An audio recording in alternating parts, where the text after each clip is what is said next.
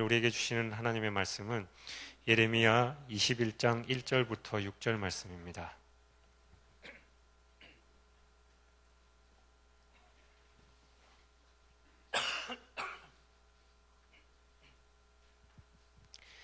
예레미야 21장 1절부터 6절까지 우리 다 같이 한 목소리로 봉독하겠습니다. 여호와께로부터 예레미야에게 말씀이 임하니라. 시드기야 왕이 말기야의 아들 바술과 제사장 마아세야의 아들 스바냐를 예레미야에게 보내니라. 바벨론의 느부갓네살 왕이 우리를 치니 청컨 때 너는 우리를 위하여 여호와께 간구하라. 여호와께서 혹시 그의 모든 기적으로 우리를 도와 행하시면 그가 우리를 떠나리라 하니, 예레미야가 그들에게 대답하되 너희는 시드기야에게 이같이 말하라. 이스라엘의 하나님 여호와께서 이와 같이 말씀하시되, 보라, 너희가 성 밖에서 바벨론의 왕과 또 너희를 애워싼 갈대아인과 싸우는데 쓰는 너희 손의 무기를 내가 뒤로 돌릴 것이요 그것들을 이 성 가운데 모아 드리리라.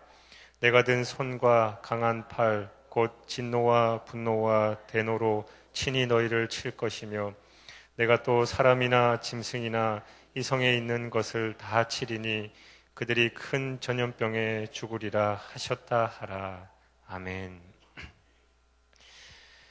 본문은 주전 588년 바벨론의 느부갓네살 왕으로부터 침략을 받은 이 시드기야 왕이 궁지에 몰리자 당황해서 하나님의 도우심을 구하기 위해서 사신을 보내서 예레미야의 도움을 구하는 그런 장면입니다. 시드기야 왕은 본래 느부갓네살에 의해서 왕이 되었으나 이 반바벨론파의 득세로 인해서 주변국들, 특히 암몬, 애굽, 두로, 모압, 시돈 등과 함께 동맹을 맺어서 바벨론의 반란을 꾀하는 그런 상황이었습니다. 이 같은 행위는 애굽을 의지하지 말라던 하나님의 말씀, 즉 예레미야의 경고를 정면으로 거부하는 것이기도 했었지요. 그러나 바벨론의 침공으로 국가적인 위기에 빠지자 시드기야는 자신이 투옥시켰던 예레미야에게 특사를 보내서 오늘 도움을 요청하고 있습니다. 시드기야 왕은 공경에 처하자 매우 겸손한 전가를 선지자 예레미야에게 보냈습니다. 그는 이제 선지자의 도움을 바랄 정도로 겸손해졌지만 그 마음 중심에는 선지자의 공고까지 받아들이고 그 말씀대로 행할 정도까지는 아직 아니다라는 것이죠. 그가 보낸 사신들은 바술과 스바냐였습니다. 그들이 그 전에는 예레미야를 옥에 가두는 그런 역할을 하기도 했었죠. 그가 정말 간절한 마음이 있었다면 이렇게 사신을 보내는 것이 아니라 직접 예레미야 선지자를 찾아가서 부탁을 했더라면 혹시 상황이 바뀔지도 몰랐을 텐데 그는 사신을 보내서 예레미야에게 그런 부탁을 하게 됩니다. 그가 그렇게까지 스스로 겸손히 낮추었더라면 선지자 예레미야는 아마 시드기야 왕이 요청했던 것을 들어줬을지도 모르겠지요. 그렇지만 시드기야는 그가 완전히 자신을 내려놓지 못하고 있는 그런 상황입니다. 갈대아 군대가 저희 국경을 넘어선 그때야 그들은 예레미야가 참된 선지자였음을 확인하게 됐지요. 지금까지 예레미야가 계속해서 얘기하고 예언했고 경고했던 그런 상황들이 차츰차츰 벌어지고 있는 그런 상황입니다. 비록 그 사실을 인정하기 싫을지라도 어쩔 수 없는 사실이었습니다. 그들이 살아남을 방법은 오직 하나님께 매달리는 방법밖에 없었습니다. 이러한 확신이 들자 그들은 예레미야가 자기들의 친구로 되어서 하나님 앞에 서주기를 바랬던 겁니다. 저희의 죄를 깨끗이 청산하게 하는 하나님의 은혜는 따르려 하지 않았고 오히려 저희가 공경에 빠지자 그 공경에서 건져주기 위해서 하나님을 의지하는 그런 모습이지요. 그들의 모든 관심은 자기들의 공경, 지금 적이 침투해오는 이 상황을 벗어나는 데만 있을 뿐이었습니다. 하나님과 화목하게 되고 하나님께 나아와서 하나님과 동행하는 그런 삶에는 관심이 없는 것입니다.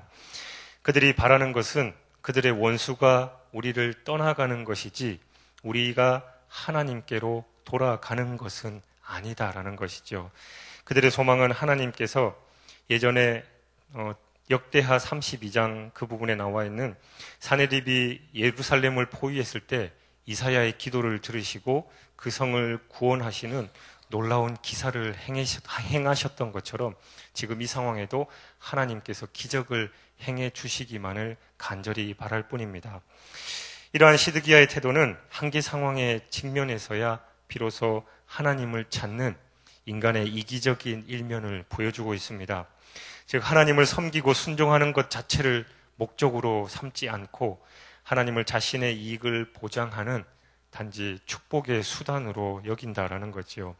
하나님의 존재는 인정하되 내가 필요한 것만 들어주시는 하나님, 내가 불편하고 내가 싫어하는 것은 간섭하지 않는 그런 하나님으로만 여기고 있다라는 겁니다. 하나님은 우리가 위급할 때 기도 몇 번 하는 것만으로 이용할 수 있는 그런 단순한 존재가 아니십니다. 오히려 하나님은 우리의 심장을 살피시고 우리의 중심, 폐부를 살피시고 시험하시고 각각 그 행위와 행실대로 보응하시는 분이다라고 예레미야 17장 10절에는 말씀하고 있습니다. 이것이 이방의 신들과 유일하신 하나님의 근본적인 차이지요. 우리가 흔히 급하고 힘들 때 천지신명 찾고 또 이런저런 신들을, 잡신들을 찾는 것과 근본적으로 우리 하나님은 다르다라는 겁니다. 시드기야는 자신의 안위를 위하여 하나님을 이용한 것을 당연히 여기고 예레미야에게 야, 우리를 위해서 하나님께 기도 좀 해달라, 간구해달라라고 요청하고 있습니다. 오늘날 많은 사람들도 자신이 원하는 것을 얻기 위해서 이것은 하나님의 뜻입니다 라는 말을 자주 사용하거나 주변 사람들에게 자신의 욕망을 채울 수 있게 해달라고 기도를 요청하곤 합니다.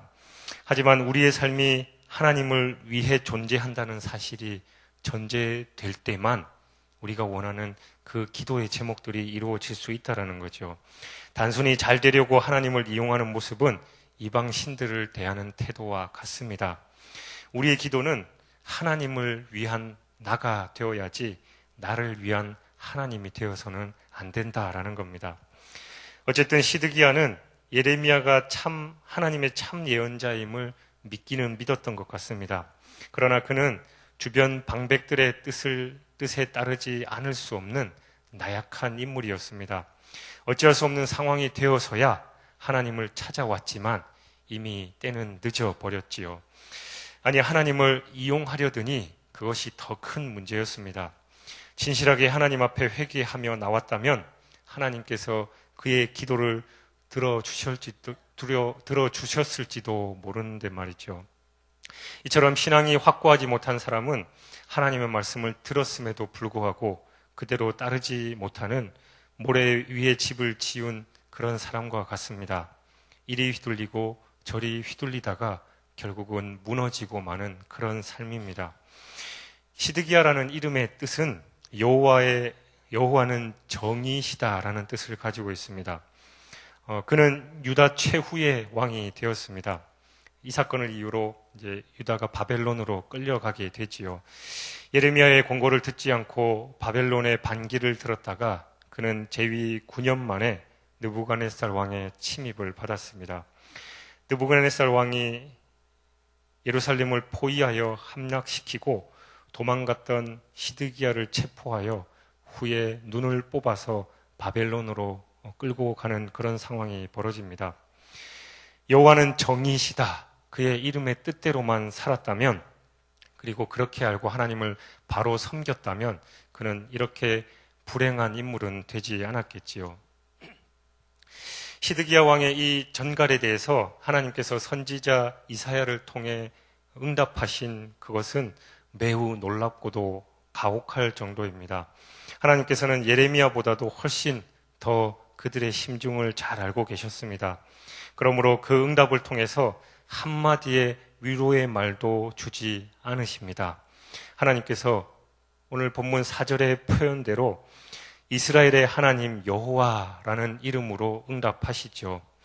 이것은 하나님께서 친히 자신을 이스라엘의 하나님으로 부르도록 허용하셨다는 것, 그리고 예전에 이스라엘을 위하여 큰 기사를 행하셨으며 지금도 여전히 그들을 위하여 큰 기사를 행하시며 지금도 여전히 그들을 위하여 크나큰 일을 준비하고 계시다는 것.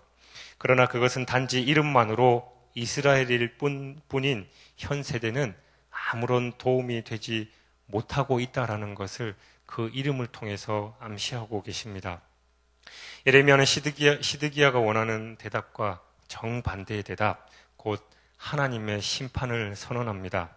하나님의 두려운 심판은 5절의 표현대로 진노, 분노, 대노 이렇게 표현되고 있습니다. 하나님께서 대답하십니다. 하나님께서는 스스로 안전하게 지키고자 하는 그들의 모든 노력을 허사로 돌아가게 하시며 무익하게 하실 것이다. 보위자들은 머지않아 예루살렘의 주인이 될 것이며 그 모든 재물과 병력을 취하게 될 것이다. 하나님 자신이 그들의 대적이 되실 것이다. 자신의 안전을 꾀하여 포위자들에게 돌격하기를 거부하고 그 칼을 피해 도망한 자는 결국에는 하나님의 공의의 칼을 피하지 못할 것이다. 쉽게 말해서 전쟁에서 살아남은 사람은 내가 큰 연병, 전염병으로 죽게 하리라 라고 경고하시지요. 어마어마하고 무서운 심판의 말씀을 하십니다. 어쨌든 너희들은 살아나지 못한다. 내가 너희들을 심판하겠다라고 강력한 메시지를 예레미야 선지자를 통해서 하나님께서 답하십니다. 다가오는 하나님의 심판을 막을 자는 없습니다. 예루살렘에서 전염병과 기근에서 살아남았다 하더라도 전쟁에서 죽게 되고 전쟁에서 살아남았다 하더라도 전염병에서 죽게 되는 그런 총체적인 난국에 빠져 있습니다. 하나님은 그들을 불쌍히 여기지 않고 진멸하실 것입니다. 하나님의 심판은 잔인하게 보일 정도입니다. 그러나 이러한 심판도 모두 하나님께 속해 있다는 것을 우리 그리스도인들은 인정해야 하는 것이지요. 공의의 하나님은 불순종과 죄를 미워하십니다. 예수 그리스도는 죄와 허물로 인해서 하나님의 심판을 받아 마땅한 우리 인간들을 위해 십자가에 돌아가셨지요. 그러므로 죄인이 구원받을 길은 오직 예수 그리스도를 믿는 것, 하나님 앞으로 나오는 것밖에 없습니다. 그리고 우리의 죄를 회개하고 돌이키는 것밖에 없는 것이지요. 그들은 하나님의 경고를 무시했고 하나님께 돌이키지 않았기 때문에 결국은 이러한 심판을 받을 수밖에 없는 그런 상황에 처해 있는 것입니다. 시드기야 왕은 위기 속에서도 하나님께로 돌이키지 않았습니다. 그는 이런 적이 쳐들어오는 이런 상황에서도 단지 하나님의 기적만을 구하고 있습니다. 하나님의 능력을 이용해서 순간의 위기를 모면하려고 하는 것이죠. 하나님과의 인격적인 관계 회복 없이 단지 기적만을 구하는 것, 그것은 당연히 참 믿음이 아닙니다. 어려운 상황 속에서 문제가 해결되는 것보다 우리가 우선시해야 하는 것은 하나님과의 관계가 회복되는 것입니다. 사랑하는 성도 여러분, 우리의 모습이 이런 모습은 아닐까요? 하나님의 뜻과는 상관없이 살다가 더 이상 내 힘으로 그리고 주변의 도움으로 어찌할 수 없는 방법에까지 이르렀을 때 그제서야 천부여 의지없어서 손들고 옵니다 하고 주님의 도우심을 구하지 않느냐라는 것이죠. 하나님은 우리의 중심을 보시는 분이십니다. 눈 가리고 아웅하는 것은 결코 통하지 않습니다. 하나님 뜻대로 살기 위해서는 하나님의 뜻이 무엇인지 알아야 하지요. 선포되는 말씀에 귀 기울이는 건 당연해야 하고 66권 성경 말씀을 늘 읽으며 하나님의 뜻을 아는 거 당연한 겁니다. 그러나 우리는 하나님의 뜻을 구한다 하지만 하나님의 말씀에 귀를 닫고 있고 하나님께서 말씀하신다 하더라도 내 상황과 맞지 않는다고 무시해버리는 그런 삶을 살고 있지 않냐라는 거죠. 대놓고 하나님의 말씀을 거역하는 것만이 하나님의 말씀에 반대로 가고 죄를 짓는 것이 아니라 하나님의 말씀에 귀 기울이지 않고 적극적으로 노력하지 않는 것도 마찬가지입니다. 무단횡단해서 경찰이 벌금 얼마입니다 라고 고지서를 보냈을 때 나는 그게 무단횡단인지 몰랐습니다라고 한다고 해서 우리의 죄가 용서받을 수 있는 게 아닌 것처럼 우리가 하나님의 뜻을 제대로 알지 못해서 그 뜻을 지키지 못한다고 해서 하나님은 우리에게 면죄부를 주시지 않는다라는 거 우리가 기억해야 한다라는 거죠. 늘 하나님의 말씀을 하나님의 말씀에 여러분 자신을 세우시기 바랍니다. 주의 말씀은 내 발의 등이요 내 길의 빛이니이다라는 시편 기자의 고백처럼 삶에서 하나님 말씀의 인도하심을 받으시기 바랍니다. 그리고 순종하시기 바랍니다. 성경 말씀은 많이 알고 있지만 내가 순종하느냐 그렇지 않느냐에 따라서 그 결과는 엄청난 차이가 납니다. 더 이상 늦기 전에 더 이상 손 쓸 수 없는 상황이 되기 전에 하나님 말씀으로 돌이키시길 바랍니다.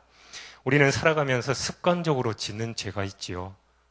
또 이 죄에 넘어지고 또 거기에 넘어지고 그것마저도 우리는 하나님 앞에 다 내려놓아야 합니다. 습관적으로 짓는 죄, 하나님 말씀에 순종하지 않고 내 마음대로 사는 것을 보고 돌이켜야 된다라고 지금도 성령께서 말씀하십니다. 그 성령의 음성에 귀 기울이시고 세상이 주는 순간적인 것이 아닌 참되고 영원한 평안을 주시는 주님께로 돌이키시는 저와 여러분이 되시길 주님의 이름으로 축원드립니다. 기도하겠습니다. 하나님 아버지 감사합니다.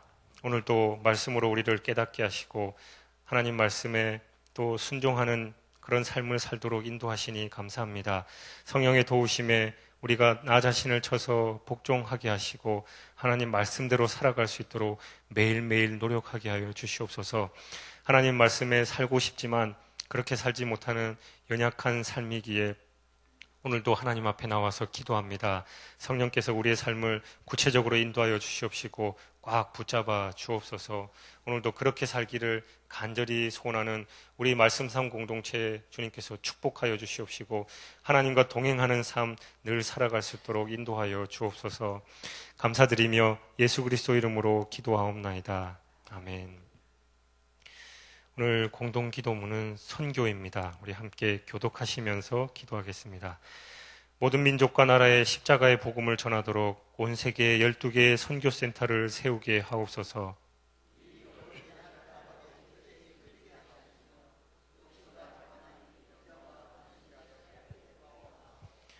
성경에 기록된 약속대로 주님께서 다시 오실 때까지 이 아름다운 발걸음이 강물처럼 들불처럼 이어지게 하시고 주님 뜻이면 어디든 순종하며 나가는 선교 공동체이게 하옵소서. 한 사람을 사랑하고 찾으시는 하늘 아버지의 마음이게 하옵소서. 아멘. 같이 주님 가르쳐 주신 기도하시겠습니다. 하늘에 계신 우리 아버지, 아버지의 이름을 거룩하게 하시며 아버지의 나라가 오게 하시며 아버지의 뜻이 하늘에서와 같이 땅에서도 이루어지게 하소서. 오늘 우리에게 일용할 양식을 주시고 우리가 우리에게 잘못한 사람을 용서하여 준 것 같이 우리 죄를 용서하여 주시고 우리를 시험에 빠지지 않게 하시고 악에서 구하소서. 나라와 권능과 영광이 영원히 아버지의 것입니다. 아멘. 지금 들은 말씀이 내 삶으로 이어지게 하옵소서. 오늘 수요 예배에 풍성한 은혜와 큰 복을 내려 주옵소서. 전도특공대 사역 잘 준비하여 힘써 전하게 하옵소서. 작년 여름 성경학교에 많은 성도들이 참여하여 큰 은혜 받게 하옵소서. 교회학교 여름 성경학교와 수련회에서 받은 은혜를 삶에서 실천하는 우리의 자녀들 될 수 있도록 붙들어 주옵소서.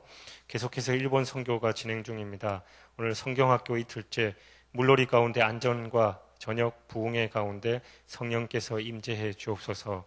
우리 이 기도 제목으로 하나님께 함께 기도하시고 여러분 각자 가지고 나오신 기도 제목 아래신 후에 자유롭게 돌아가시겠습니다. 함께 기도하겠습니다. 사랑의 하나님 아버지 감사합니다. 오늘 예레미야의 설명을 하나님 시드기야 왕의